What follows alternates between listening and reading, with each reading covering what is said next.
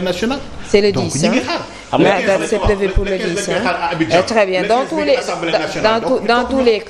les cas mënoon nañ cee communiquer bu fekkee ne du dem fi nga xamante ne moom moo di Côte d'Ivoire de toute façon jusqu'à preuve du contraire il est attendu. mais xam nga Fatima en Côte d'Ivoire le premier ministre. woo nañ Simon mu ñëw ñu téye ko woo Aïda mais ñoom ba léegi weddeeguñ ni Alassane Dramane Ouattara woowul Ousmane Sonko. voilà moom lay wax ni Afrique confidentielle li mu bind ñoom ba tey weddeeguñ ko. woo nañ Simon woo Aïda mais li journal bi bind ba tey ñoom démentiraguñ ko ne lii am na wala amul dañuy patt waa léegi kon ñun dañuy gëm journal bi ba keroog ñoom ñu koy weddi waa léegi kon lan la ñuy doyee Simon ba tax ñu woo ko li puy wax muy jàpp benn journaliste yenn ci ay journalistes yi di assandewu di def ay acharnement ci kaw journaliste bi ñu jàpp puy loolu du dara lu neex a lijjanti la lii nañ ko dencal Ousmane Sonko ñi ànd ak moom bëgguñu ko journalistes yi ànd ak moom ak chroniqueurs yi du dañ ko bëgg de ñaara ci nekk kii moytu ay saaga ak ki poosam dara nekkul mu bëgg lu dem ci poosam ñaar ñii ñoo ko topp gis nga bu wàccoon Ousmane Sonko man dama ko yërëm xamul tax bu wàccoon dimanche altine ñii ko topp naan ay journalistes lañ ak chroniqueurs altine la ñuy toog ci télé di ko yàq lii nañ ko dencal bu wàccee ñu yokk ko ne ko Modou waxoon na la lii bi ngay yor waaye boobu da ngaa gumba tëxlu bu wàccoon dimanche ñii ko topp na ay journalistes am lañ ak ay chroniqueurs am altine nañuy toog ci télé bi di ko yàqate bëgguñu ko ndax ñii nag ñoo toppoon Macky Sall ñii ñoo doon défendre Macky Sall ci plateau yi ñoo ko doon raayal ginnaawam laataa Macky Sall ñoo toppoon Abdoulaye Wade topp ñu nit système la ñuy topp ñu nit pouvoir la ñuy topp ñu nit poste la ñuy topp xaalis la ñuy wër dañuy wër fu ne lañ mën a tàkk ay weñ nañ na tooy rek ñu biiw ko gis nga teeg Simon gàcca la waaye alhamdulilah ba réew mépp yégée ni kii ñu téye defut luñ ko téye loolu cant yàlla la waaye gis nga jomaay mi doon wax ne dafa bëgg a yokk pouvoiru Sonko waxoon naa ko bërki démb ni ko jomaay li Sonko yor yuruloo ko feeñaat na jomaay journal yi am na journal bu bindoon na soxnaam dafa dem bitim réew wasine fa pourtant dañoo bind daan ne loolu amul mu jeex convoqué wuñ ci kenn Ousmane Sonko Afrique confidentielle bind na dañ ko convoqué Côte d'Ivoire ñu jël ko dugalaat ko ci page des médias ñu convoqué Simon mi jiite yi fi kon pouvoir bi jomaay am waxoon ne da koo bëgg a yokkal Sonko jomaay maa ngi lay fàttaliwaat ne sa pouvoir bu dee fukk Sonko mi ngi ci sa téeméeri pouvoir ci sa kaw pouvoir ci lay nootewu te yëgoo ko sax yaa ngi nelaw yeewul mi ngi naaj Fatima. Merci beaucoup c'est important. on espère que juste oui que lépp dina taasewu et que Simon ak Aïda yëpp mën a quand même ñibbisi pour retrouver seen kër. parce que aussi Aïda mi si boor ba naqari sama Aïda. Fatima on est vendredi. il faut pas que aussi gars yi bëgg a pousser affaire bi ba foo xam ne waru fa yegg quoi.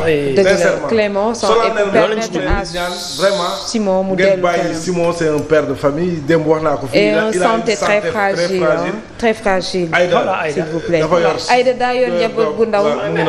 Mohamed mi mu bàyyi ci kër ga heure bi fekk na ko ci këram ci wetam. xool ni ma ko sonalee saa yoo xam ne ko grand Aïda. alors Clément bàyyi ko mu ñibbi ci biir këram dem ci wetu njabootam parce que mën nañoo wax ne comme article bi am na amul génne leen communiquer c'est loolu moom mooy rôle communication que ne lu ni mel amul ñu xam ne amul nit ñi excuser wu et on passe à autre chose je pense bien que ne kenn amul intérêt ci réew mi la ñu bokk réew mi daal ni muy doxee ci ñun amul intérêt wu yàq réew mi réew mi ni muy doxee Fatima franchement ni muy doxee dama jëlee la Côte d'Ivoire waaye Gambie sax mën naa sëf ceeb ñu dimbali nga waxoon c'est vrai que ne assemblée bu CEDEAO renouvelé waat nañ mandat wu Guy Marius Sagna j'étais pas au courant merci beaucoup sur ça ma rectifier ko un peu donc moom député la toujours bu CEDEAO représenté wu foofu noonu alors c'est important benn question rek laay posé de oui c'est quoi sëgëm si moo fay lañ convoqué parce que dañ ne surtout des médias ñoo partagé article Afrique confidentielle Facebook c'est pas Facebook la du site bi sax Facebook waaw d'accord donc comme que dañoo convoqué nañ Simon Faye ba def ko garde à vue parce que dafa moom partagé dañoo partagé ci page Facebook bu Zik FM article bu Afrique confidentielle bind waaw moom lañ ko convoqué waa léegi Afrique confidentielle bi bind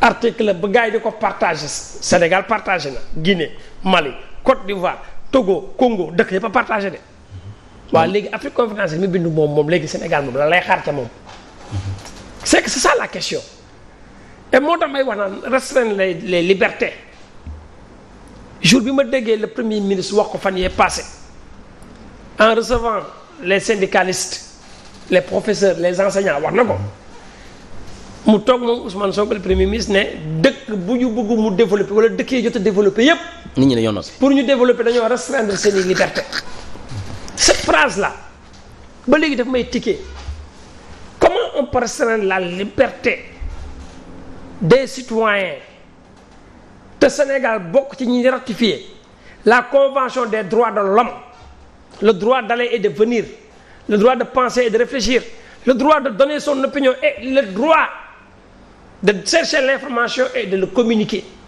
Comment on peut abolir l'esclavage en 1848 ba ñu ubbi les frontières ba ñu jox le droit de l'homme de tout un chacun ce droit ñu jox la ko tey en 2025 là où on parle de démocratie là où on dit que prendre le pouvoir par les armes est interdit tey ñu ne en 2025 au Sénégal on a un premier ministre qui dit que pour que réew développé il faut que ñu restreindre les droits quels droits la ñu war a restreindre il faut que le premier ministre aussi éclaircisse les Sénégalais quels sont les droits à restreindre et beneen point ba mooy quand un président de la République légitimement élu par les cartes à hauteur de 54% dit que je veux des directeurs forts je veux des ministres forts je veux un premier ministre super fort où est la légitimité de ce président de la République parce que damay ragal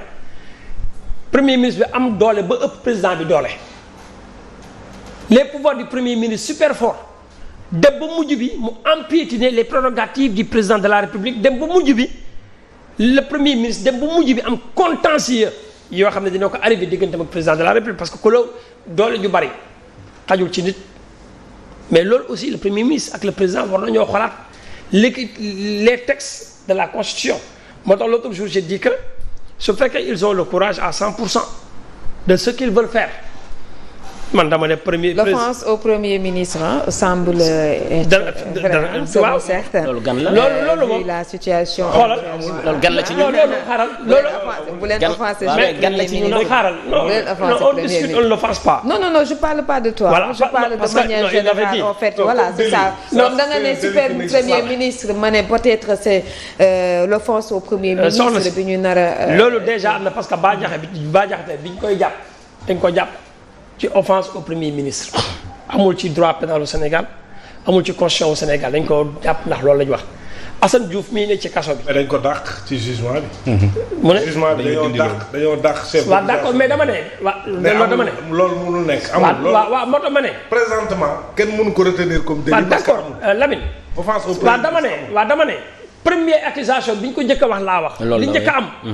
waaw moom la njëkk a déclaré offense au premier ministre laa la wax man loolu laa wax. ok la fekk ñu déclaré ko rek ça veut dire que am na lu ñuy commencé installé ci xelu Sénégalais man loolu laa wax ñaareel ba Assane Diouf mii ne ca kaso bi di ñu ko déggee ca kaso bi. même chose. tuddul premier ministre tuddul président wax na ay waxam ñu jël wax yi ne dafa avancé koo xam ne dafa yor mandargay doole yi par daanaka donc c'est pour dire que tey renforcer les pouvoirs du premier ministre ba ñu moo tax ma ne président est-ce que du dugal projet de loi à l'Assemblée nationale. pour poste vice-président. Non pas pour poste vice-président. boo demee en Allemagne ils ont un président d'honneur. C'est le premier ministre qui déroule. soo demee en Italie ils ont un président d'honneur. C'est le premier ministre qui a les pouvoirs du président. soo demee